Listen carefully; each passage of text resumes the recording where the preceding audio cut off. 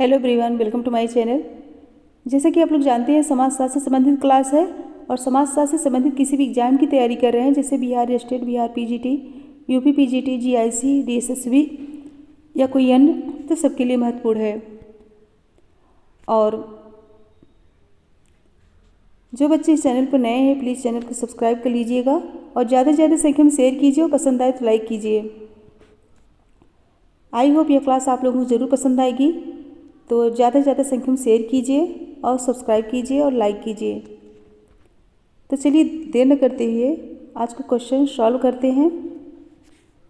Friends, ये mock test है, फटाफट आंसर दीजिएगा और जो क्वेश्चन टफ है उसको मैं विस्तार से बता दूंगी। तो चलिए आज का पहला क्वेश्चन देखते हैं।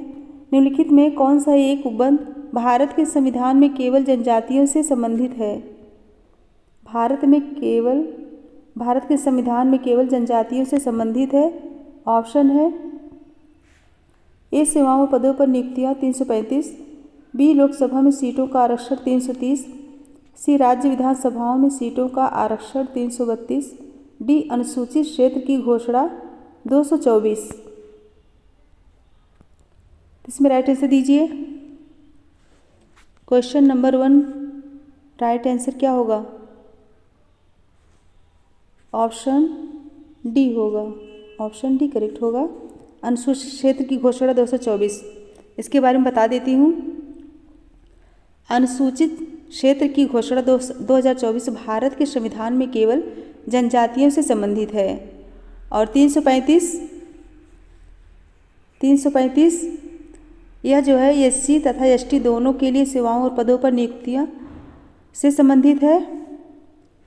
और 330 यह जो है एससी तथा एसटी दोनों से संबंधित लोकसभा में सीधे सीटों के आरक्षण से संबंधित है। और 332 यह जो है राज्य विधानसभाओं में एससी तथा एसटी दोनों के सीटों के आरक्षण से संबंधित है।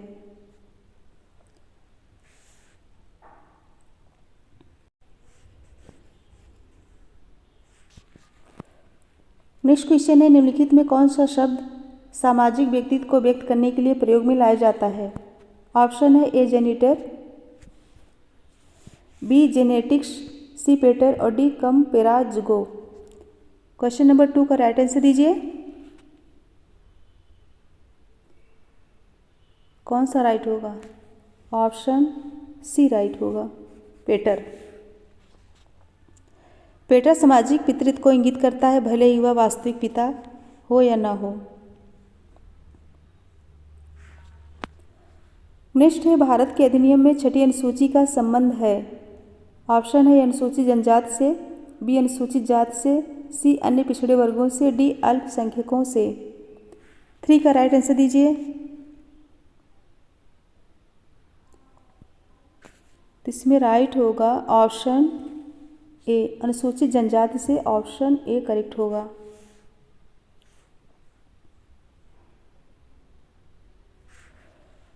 नेक्स्ट क्वेश्चन है, निम्नलिखित में से कौन सी विशेषताएं भारतीय संयुक्त परिवार को संगठित रखती रहीं? भारतीय संयुक्त परिवार को संगठित रखती रहीं। ऑप्शन है ए सामान्य संपत्ति, बी पितृपूजा, सी भौतिक समृद्धता, डी मोक्ष का साधन। कोट देख के राइट आंसर दीजिए। कौन सा राइट होगा? ऑप्शन ए राइट होगा। ऑप्शन ए राइट होगा। सामान्य संपत्ति, पितृपूजा और भौतिक समृद्धता। ऑप्शन ए करेक्ट होगा। फ्रेंड्स, जो बच्चे लाइक नहीं किए हैं फटाफट लाइक कर दीजिए। पहले सब लोग पहले लाइक कर दीजिए और शेयर कर दीजिए और सब्सक्राइब भी। नेक्स्ट क्वेश्चन है, वैयक्तिक अध्ययन का स्वरूप है। वैयक्तिक अध्ययन का स्वरूप है। ऑप्शन है ए गुणात्मक विश्लेषण, बी परिमाणात्मक विश्लेषण, सी वर्णनात्मक विश्लेषण और डी वस्तुनिष्ठ विश्लेषण। 5 का राइट आंसर दीजिए। कौन सा राइट होगा? ऑप्शन डी वस्तुनिष्ठ विश्लेषण। ऑप्शन डी राइट होगा, वस्तुनिष्ठ विश्लेषण।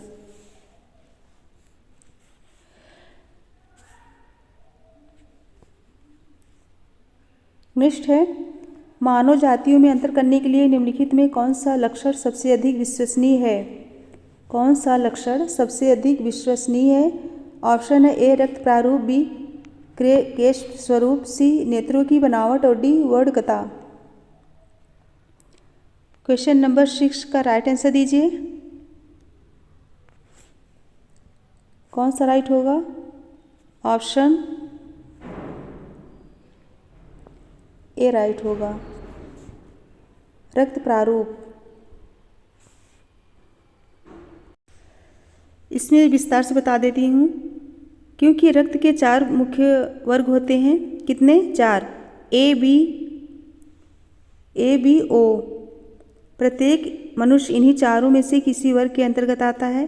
प्रत्येक रक्त समूह के कुछ शारीरिक गुण दोष भी होते हैं जिनके आधार पर जनसंख्या विश्लेषण में मदद मिलती है।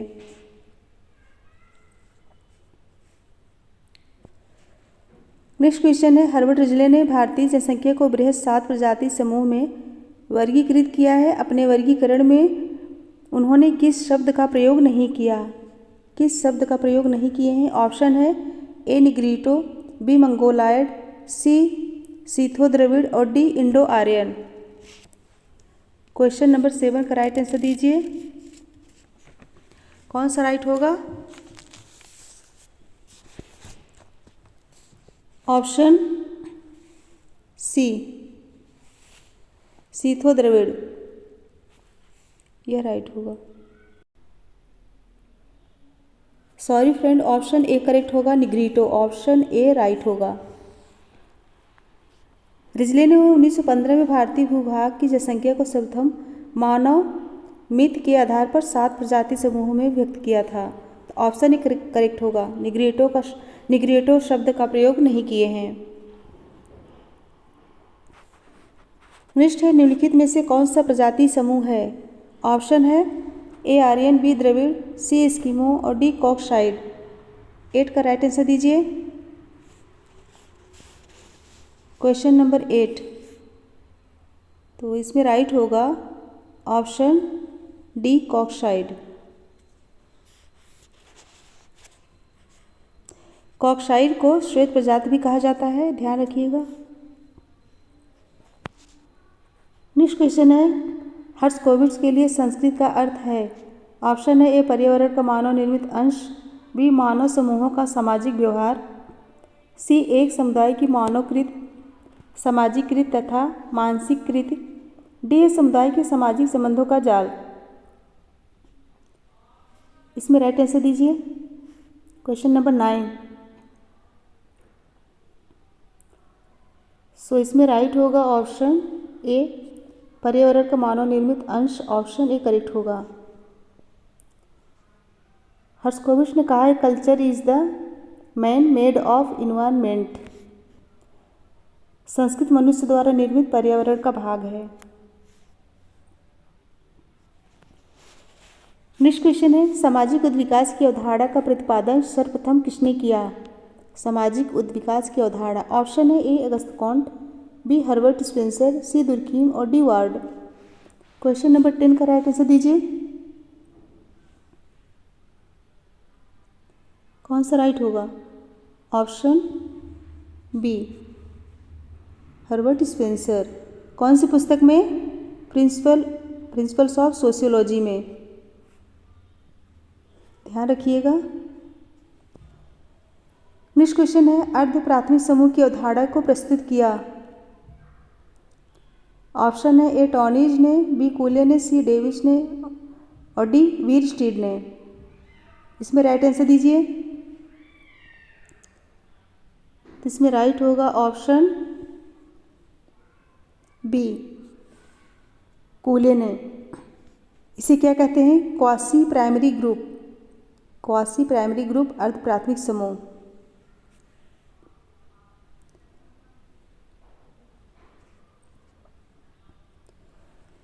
नेक्स्ट क्वेश्चन है, निम्नलिखित में किसने द्वितीयक समूह को शीर्ष जगत के रूप में समझा है?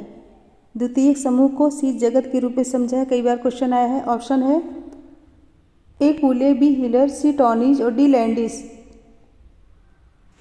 12 का राइट आंसर दीजिए। सो इसमें राइट होगा ऑप्शन डी, लैंडिस। इन्होंने ही द्वितीयक समूह को शीर्ष जगत के रूप में समझा है।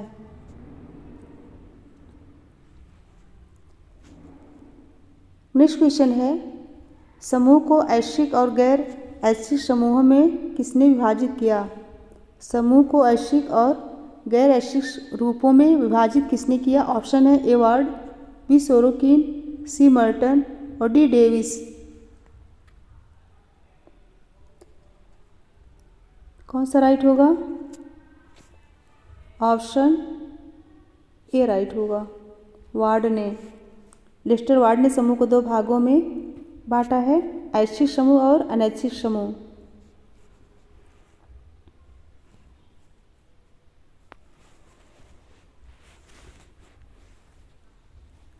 और फ्रेंड्स और बता दें कि इसका वर्गीकरण गिडिंस तथा गिलिन ने भी किया है। ध्यान रखिएगा, गिडिंस और गिलिन ने भी किया है।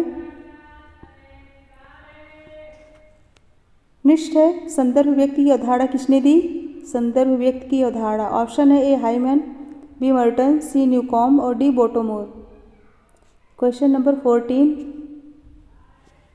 इसमें राइट होगा कौन सा? ऑप्शन बी, मर्टन ने संदर्भ व्यक्ति की अवधारणा को प्रस्तुत किया है। और संदर्भ समूह की अवधारणा सर्वप्रथम किसने वर्गीकृत किया?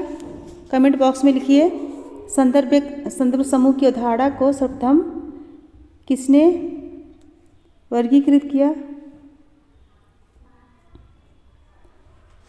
नेक्स्ट है, संदर्भ समूह पद को प्रचलित किया। संदर्भ समूह पद को प्रचलित किया। Option A Merton, B Cooley, C Johnson, D Hyman. देखिए क्वेश्चन आ भी गया। अभी मैंने जो क्वेश्चन पूछा था इसके पहले, तो इसमें राइट होगा कौन सा? Option D, Hyman. इन्होंने संदर्भ समूह की अवधारणा सर्वप्रथम कब? 1942 में इस अवधारणा का प्रयोग किया। और संदर्भ व्यक्ति का मर्टन ने। ध्यान रखिएगा, कंफ्यूज मत होइएगा। नेक्स्ट है, किसने प्राथमिक समूह को मानव स्वभाव की पोषक्रिया कहकर परिभाषित किया? किसने प्राथमिक समूह को मानव स्वभाव की पोषक्रिया कहकर परिभाषित किया? ऑप्शन है ए किंग्सले डेविस, बी मैकाइबर और पेज, सी रॉबर्ट वीरस्टीड और डी उपर्युक्त में से किसी ने नहीं। राइट आंसर दीजिए। आज का क्वेश्चन इजी है मेरे ख्याल से, तो इसमें राइट होगा ऑप्शन डी, उपर्युक्त में से किसी ने नहीं। तो प्राथमिक समूह को मानव स्वभाव की पोषक्रिया किसने कहा था? कमेंट करके बताइए, किसने कहा था? मैं बता देती हूँ, कूले ने। लिख लीजिए। नेक्स्ट क्वेश्चन है, समूहों को अंतः समूह और बाह्य समूह में किसने वर्गीकृत किया है? समूहों को अंतः समूह और बाह्य समूह में किसने वर्गीकृत किया है? ऑप्शन है ए कूले, बी समनर, सी मर्टन और डी डेविस। फटाफट आंसर दीजिए। इसमें राइट होगा कौन सा? बी, ऑप्शन बी करेक्ट होगा, समनर ने। नेक्स्ट क्वेश्चन है, प्रभुजात की अवधारणा का प्रतिपादन किसने किया? प्रभुजात की अवधारणा, ऑप्शन है A Hutton, B Ghurye, C N K Bose और डी श्रीनिवास। राइट आंसर दीजिए। सो इसमें राइट होगा ऑप्शन डी, श्रीनिवास।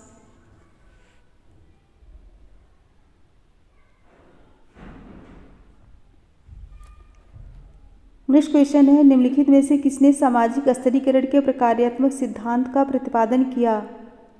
सामाजिक स्तरीकरण के प्रकार्यात्मक सिद्धांत का प्रतिपादन किया। ऑप्शन है डब्ल्यू ई मूर, बी किंग्सले डेविस, सी किंग्सले डेविस और डब्ल्यू ई मूर और डी कार्ल मार्क्स। 19 का राइट आंसर दीजिए। कौन सा ऑप्शन राइट होगा? तो इसमें राइट होगा option C. Option C correct होगा।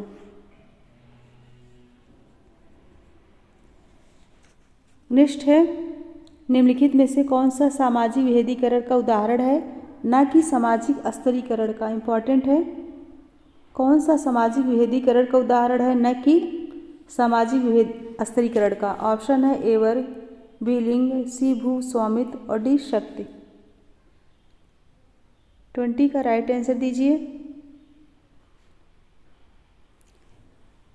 सो इसमें राइट होगा ऑप्शन बी लिंग। ऑप्शन बी करेक्ट होगा। लिंग जो है विभेदीकरण का उदाहरण है, न कि स्तरीकरण का।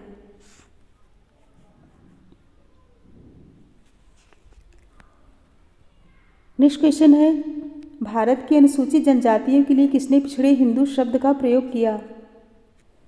पिछड़े हिंदू शब्द का प्रयोग किया है गुहा, घुरिये, कालेलकर, अंबेडकर। ये तो सभी को पता होगा। तो इसमें राइट होगा ऑप्शन बी, घुरिये ने। घुरिये ने पिछड़े हिंदू, ठक्कर बापा ने आदिवासी, वेरियर एल्विन ने वनवासी, हट्टन ने आदिम और एलपी विद्यार्थी ने गिरिजन, जिसे गिरधन भी कहते हैं, अंग्रेजों ने दलित वर्ग एवं भारतीय संविधान में अनुसूचित जनजाति कहा जाता है, कहा गया है। बहुत ही इम्पॉर्टेंट है।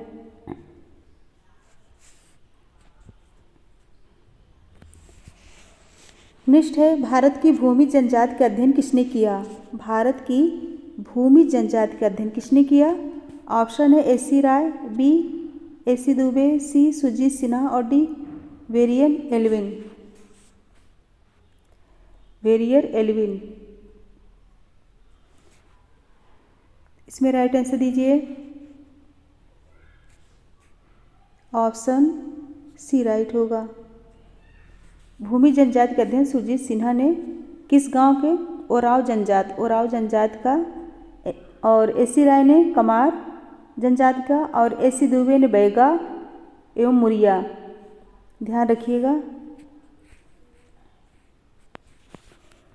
नेक्स्ट क्वेश्चन है, भारत में समन्वित जनजाति विकास परियोजना आरंभ की गई। ऑप्शन है 1975 ईस्वी, बी 1980 ईस्वी, सी 1983 ईस्वी और डी 1987 ईस्वी।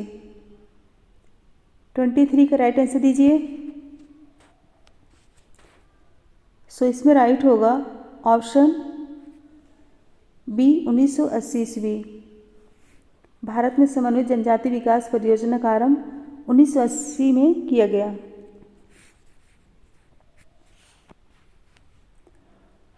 नेक्स्ट क्वेश्चन है, नीचे उल्लिखित जनजातियों में से कौन सी मातृवंशी है? कौन सी मातृवंशी है पूछा गया है। ऑप्शन है ए खरिया, बी टोडा, सी खासी और डी संथाल। राइट आंसर दीजिए।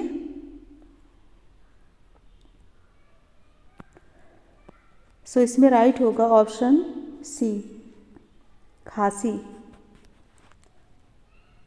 गारो, खासी तथा नायर में जो है मातृवंशी परिवार पाया जाता है।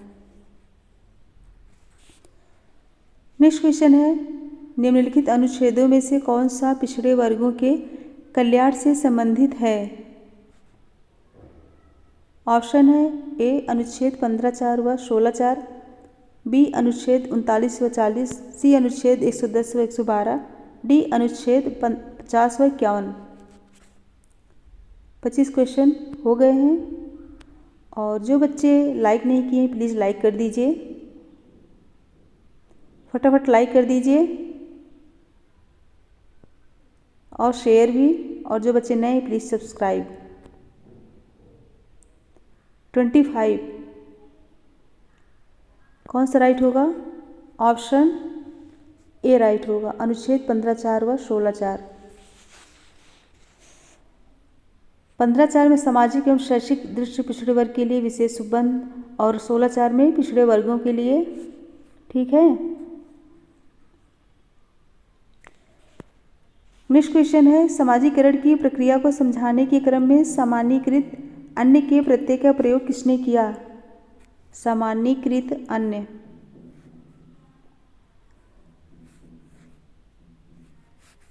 किसने किया? Option A Cooley, B Mead ने, सी पार्सन्स ने, डी स्पेंसर ने। क्वेश्चन नंबर 26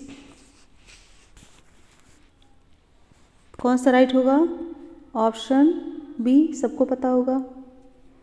कौन सी पुस्तक में माइंड, सेल्फ एंड सोसाइटी, यह पुस्तक कब आई थी? 1934 में। ध्यान रखिएगा, माइंड, सेल्फ एंड सोसाइटी 1934।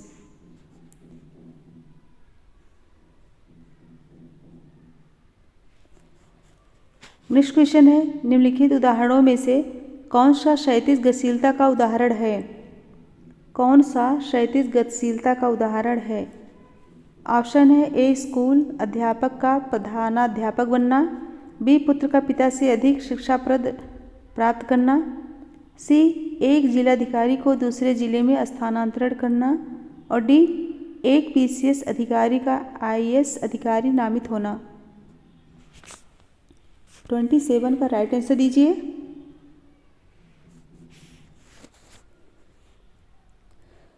सो इसमें राइट होगा ऑप्शन सी।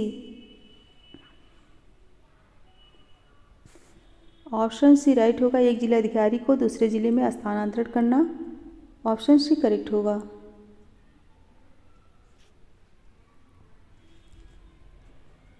नेक्स्ट क्वेश्चन है, सामाजिक गतिशीलता को क्षैतिज और उदग्र गतिशीलता के रूप में किसने वर्गीकृत किया है? सामाजिक गतिशीलता को क्षैतिज एवं उदग्र गतिशीलता के रूप में किसने वर्गीकृत किया है? ऑप्शन है ए मिलर ने, बी लिपसेट ने, सी वेंडिक्ट ने, और डी उपर्युक्त में से किसी ने नहीं। 28 का राइट आंसर दीजिए।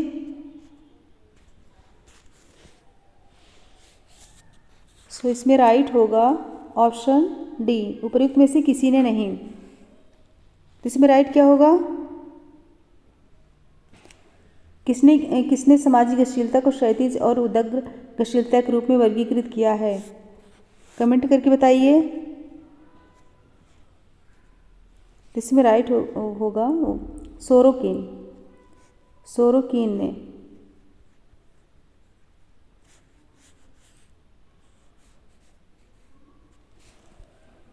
नेक्स्ट क्वेश्चन है, निम्नलिखित में से किसने प्राथमिक एवं द्वितीयक विचलन की अवधारणा को प्रस्तुत किया है? प्राथमिक एवं द्वितीयक विचलन की अवधारणा को प्रस्तुत किया है। ऑप्शन है सदरलैंड, बी मार्शल, सी लेमर्ट, और डी पोकॉक। 29 का राइट आंसर दीजिए। ये क्वेश्चन भी कई बार आया है। इसमें राइट आंसर होगा ऑप्शन सी राइट होगा। लेमर्ट ने प्राथमिक एवं द्वितीयक विचलन की धारणा लेमर्ट ने प्रस्तुत किया है। फ्रेंड्स, चाय पी के बैठा कीजिए। चाय पी के आधे घंटे का टाइम लेके फिर क्लास में बैठा कीजिए। खुशबू को चाय लग रहा है ज़्यादा पसंद है। नेक्स्ट है, सामाजिक नियंत्रण क्रियाशील होता है। ऑप्शन है ए औपचारिक नियमों और नियमावलियों द्वारा, बी अनौपचारिक नियमों और नियमावलियों द्वारा, सी औपचारिक और अनौपचारिक दोनों प्रकार के नियमों और नियमावलियों द्वारा, डी उपर्युक्त में से किसी के द्वारा नहीं। क्वेश्चन नंबर 30 कौन सा राइट होगा? ऑप्शन सी, औपचारिक और अनौपचारिक दोनों प्रकार के नियमों और नियमावलियों द्वारा। ऑप्शन सी करेक्ट होगा।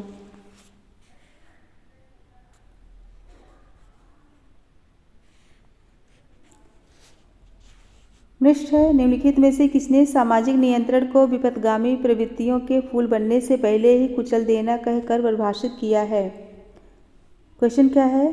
किसने सामाजिक नियंत्रण को विपथगामी प्रवृत्तियों के फूल बनने से पहले ही कुचल देना कहकर परिभाषित किया है? ऑप्शन है A Johnson, B Miller, C Parsons और डी कोहेन। 31 का राइट आंसर दीजिए। ये तो पता ही होगा सबको, कई बार क्वेश्चन आया है। ऑप्शन सी राइट होगा, पार्सन्स ने कहा है। पार्सन्स प्रकारवादी थे। उनके अनुसार यदि कोई सामाजिक मूल्य से विचलित होता है तो इससे समाज का प्रतिमान खतरे में पड़ जाता है, अतः वैसे व्यवहारों को प्रस्फुटित होने के पहले ही दबा देना चाहिए, ऐसा उन्होंने कहा है। ठंडी में चाय सभी को अच्छी लगती है, मुझे भी पसंद है। नेक्स्ट है, किम्बाल यंग ने सामाजिक नियंत्रण के किन दो स्वरूपों का उल्लेख किया है? ऑप्शन है ए औपचारिक एवं अनौपचारिक, सी संगठित और असंगठित, सी चेतन और अचेतन और डी सकारात्मक और नकारात्मक। यहाँ असंगठित होगा। 32 का राइट आंसर दीजिए।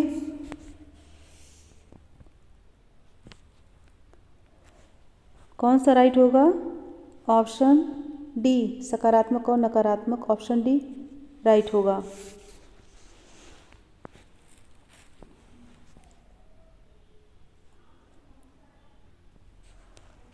नेक्स्ट क्वेश्चन है, निम्नलिखित में से किसने उदीयमान जात की अवधारणा का उपयोग किया? किसने उदीयमान जात की अवधारणा का उपयोग किया? ऑप्शन है ए श्रीनिवास, बी गोरे, सी घुरिये और डी कोठारी। 33 कौन सा राइट होगा? ऑप्शन डी राइट होगा, कोठारी।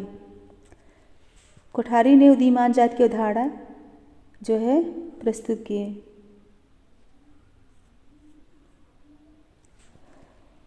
कल किसी बच्चे ने पूछा था कि मैम ये बिहार स्टेट के लिए सही है? तो यह जो है समाजशास्त्र से संबंधित एमसीक्यू जो है सभी एग्जाम के लिए महत्वपूर्ण है, चाहे बिहार स्टेट हो, जीआईसी हो, डीएसएसबी हो या फिर बिहार पीजीटी हो या फिर यूपी पीजीटी। ठीक है, टेंशन मत लीजिएगा। किसने यह मत व्यक्त किया कि वर्ग स्थिति को न केवल उत्पादन के विशिष्ट स्वरूप के आधार पर बल्कि उसे सामाजिक संरूपण जिसका कि वह एक अंग है के आधार पर परिभाषित किया जाना चाहिए? ऑप्शन है टॉम बोटोमोर, बी लुइस अल्थूजर, सी जायरस बनार्जी और डी एवी चाइनाओ। 34 का राइट आंसर दीजिए।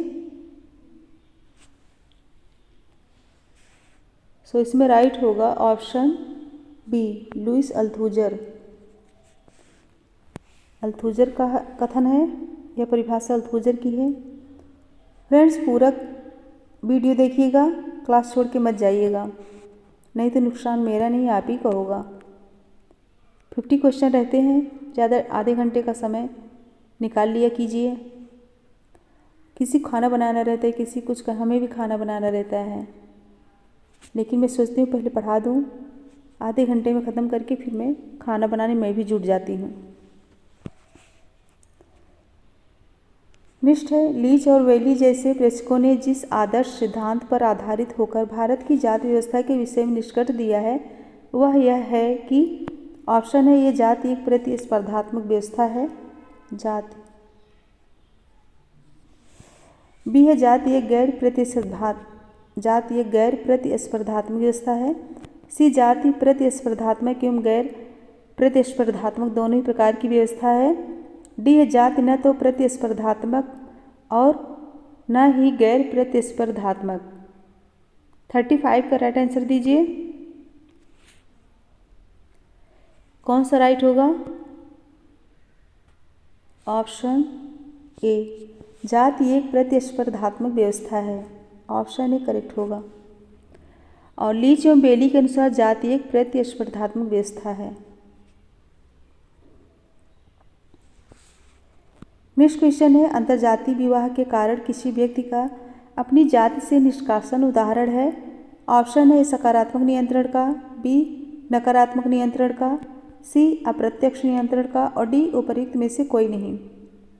36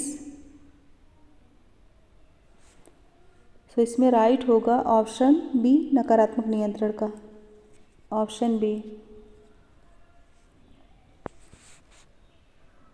नेक्स्ट क्वेश्चन है, लोक नगर सातत्य की अवधारणा निम्नलिखित में से किसने दी है? ऑप्शन है ए मैरियट, बी रेडफील्ड, सी मजूमदार और डी एस.सी. दुबे। 37। तो इसमें राइट होगा ऑप्शन बी, रेडफील्ड। इन्होंने ही लोक नगर सातत्य की अवधारणा प्रस्तुत किए हैं।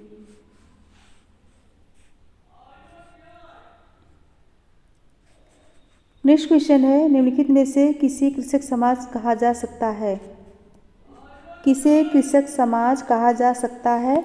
ऑप्शन है Japan, B Germany, C France और डी उपरोक्त में से कोई नहीं। 38 का राइट आंसर दीजिए।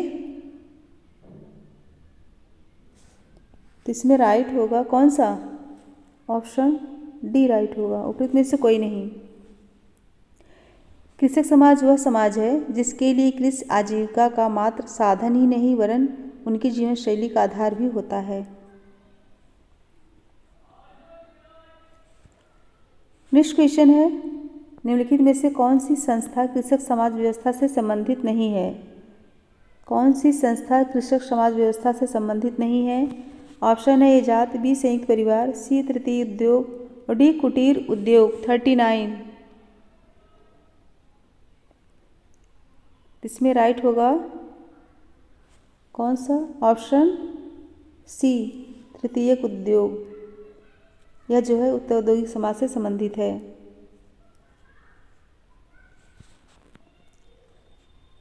नेक्स्ट क्वेश्चन है, भारतीय राजनीति में सर्वोदय शब्द का प्रयोग सर्वप्रथम किसने किया? भारतीय राजनीति में सर्वोदय शब्द का प्रयोग सर्वप्रथम किसने किया? ऑप्शन है ए विनोबा भावे, बी दादा धर्माधिकारी, सी एम.के. गांधी और डी नरेंद्र देव।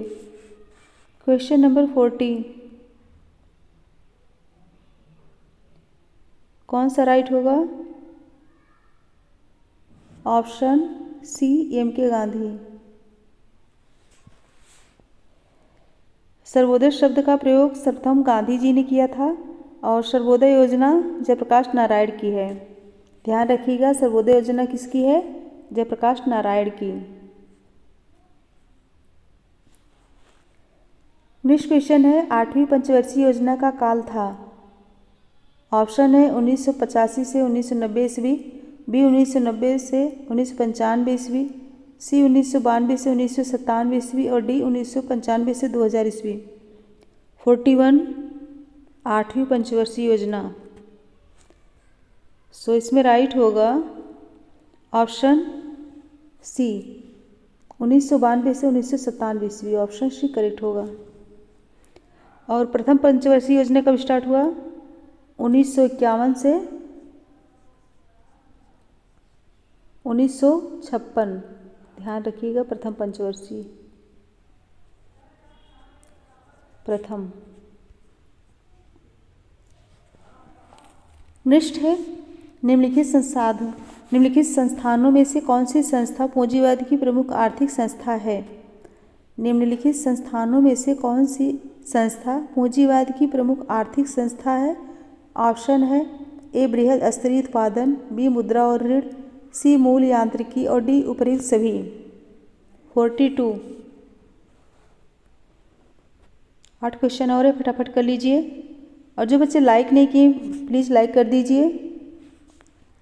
जो बच्चे लाइक नहीं किए हैं लाइक कर दीजिए और शेयर भी।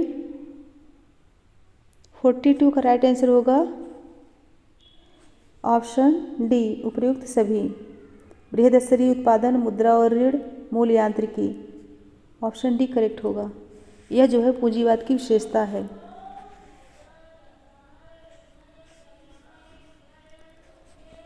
नेक्स्ट क्वेश्चन है, भारत में पंचवर्षीय योजनाओं के निर्देशन में जो सिद्धांत लागू होता है वह है। पंचवर्षीय योजनाओं के निर्देशन में जो सिद्धांत लागू होता है वह है। ऑप्शन है ए न्याय के साथ वृद्धि, बी आर्थिक समृद्धता, सी समाज कल्याण और डी सामाजिक न्याय। 43 का राइट आंसर दीजिए।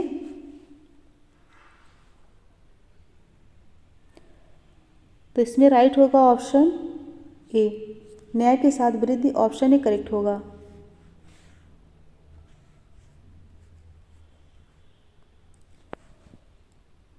नेक्स्ट क्वेश्चन है, भारत में सामुदायिक विकास कार्यक्रम का अंतिम उद्देश्य है।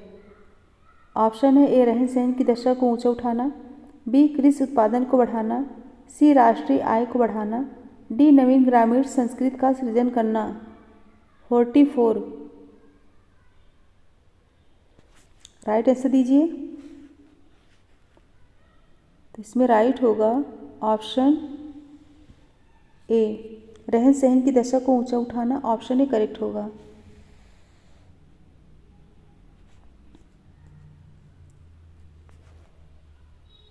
नेक्स्ट क्वेश्चन है, समग्रवादी सामाजिक नियोजन में सम्मिलित है।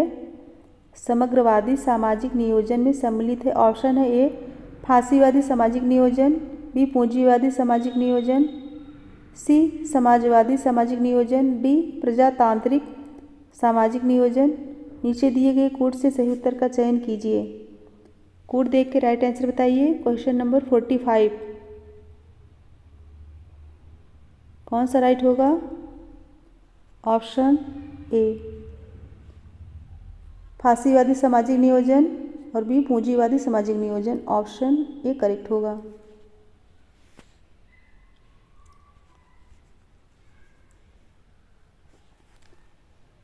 नेक्स्ट क्वेश्चन है, निम्नलिखित में से किसने धर्म के आत्मवादी सिद्धांत का प्रतिपादन किया है? धर्म के आत्मवादी सिद्धांत का प्रतिपादन किया है। ऑप्शन है A, Tylor, B, Marett, C, Max Muller, D, Malinowski. Question number 46 कौन सा राइट होगा? ऑप्शन ए राइट होगा, टायलर। टायलर एवं स्पेंसर ने आत्मवादी एनिमिज्म सिद्धांत प्रतिपादित किया और उसके अनुसार धर्म की उत्पत्ति आत्मा पर विश्वास एवं उसके भय के कारण हुई है। धर्म का आधार बिंदु आत्मा पर विश्वास करना है, बताए हैं। नेक्स्ट है, पवित्र एवं साधारण प्रोफेन की अवधारणा किसने दी? पवित्र एवं साधारण प्रोफेन की अवधारणा किसने दी? ऑप्शन है ए, स्पेंसर, बी, मैक्स वेबर, सी, सोरोकिन और डी, दुर्खीम। 47 का राइट आंसर दीजिए। कौन सा राइट होगा? ऑप्शन डी, दुर्खीम ने। तो सभी को पता होगा। कौन सी पुस्तक में? दुर्खीम ने अपनी पुस्तक धार्मिक जीवन के प्रारंभिक स्वरूप में धर्म के सिद्धांत की व्याख्या की है और 2 अवधारणाएं दी। कौन कौन सी? पवित्र एवं पार्थिव, यानी sacred and profane. Sacred and profane, ध्यान रखिएगा। फ्रेंड्स, जो इम्पॉर्टेंट लगता है उसे बता देती हूँ, कुछ बच्चों को नहीं मालूम होता है। नेक्स्ट है, परिवार विषयक अध्ययनों में भूमिका मूल भाव की अवधारणा का प्रयोग किसने किया? परिवार विषयक अध्ययनों में भूमिका मूल भाव की अवधारणा का प्रयोग किसने किया? इम्पॉर्टेंट है। ऑप्शन है A, William Goode, B, K M Kapadia, C, I P. Desai, D, S P. Nagendra. Right answer दीजिए। 48 का राइट आंसर कौन सा राइट होगा? ऑप्शन ए राइट होगा, विलियम गुडे। परिवार विषयक अध्ययनों में भूमिका सौदेबाजी की अवधारणा विलियम गुडे ने दी है। इसे भूमिका मोल भाव कहिए या फिर भूमिका सौदेबाजी कहिए, एक ही है। नेक्स्ट है, निम्नलिखित पदों में से कौन सा वैवाहिक प्रतिबंध से संबंधित नहीं है? निम्नलिखित पदों में से कौन सा वैवाहिक प्रतिबंध से संबंधित नहीं है? ऑप्शन है ए, निकटाभिगमन निषेध, बी, बहिर्विवाह, सी, अंतः विवाह और डी, बहुपद विवाह। राइट आंसर दीजिए। 49 इसमें राइट होगा ऑप्शन डी, बहुपद विवाह। ऑप्शन डी करेक्ट होगा। निकटाभिगमन निषेध एक वैवाहिक प्रतिबंध है। नेक्स्ट क्वेश्चन है, फ्रेंड्स सब लोग मिलके फटाफट एक बार लाइक कर दीजिए जितने बच्चे हैं। और इसके बाद एक क्वेश्चन है, उसका आंसर दीजिएगा, बीच भागिएगा नहीं, पहले देख लीजिएगा क्वेश्चन क्या है, आंसर दीजिएगा। हिंदू विवाह अधिनियम 1955 निम्नलिखित किन विवाहों की मनाही करता है? किन विवाहों की मनाही करता है? कौन सा अधिनियम? हिंदू विवाह अधिनियम 1955। ऑप्शन है ए सगोत्र विवाह, सी सप्रवर विवाह, सी सपिंड विवाह और डी उपरोक्त सभी। कौन सा राइट होगा? ऑप्शन सी सपिंड विवाह। हिंदू विवाह अधिनियम 1955 में केवल सपिंड विवाह को प्रतिबंधित किया गया है, जबकि सगोत्र एवं सप्रवर विवाह को मान्यता प्रदान की गई है। फ्रेंड्स, इसके लास्ट में क्वेश्चन है, इसे अच्छे से पढ़ के तभी आंसर दीजिएगा, जल्दबाजी में आंसर देंगे तो गलत हो जाएगा। और अब जाके सब लोग चाय पी लीजिए, मैं भी चाय पी लेती हूँ, फिर आगे काम स्टार्ट करते हैं। तो मेरे साथ बने रहने के लिए बहुत बहुत धन्यवाद। Thank you so much everyone. और कमेंट करके बताइए कि आज का क्वेश्चन कैसा था। सभी लोग फटाफट कमेंट करके बताइए कि क्वेश्चन कैसा था, आज की क्लास कैसी थी। तो once again thank you so much, good bye and good night.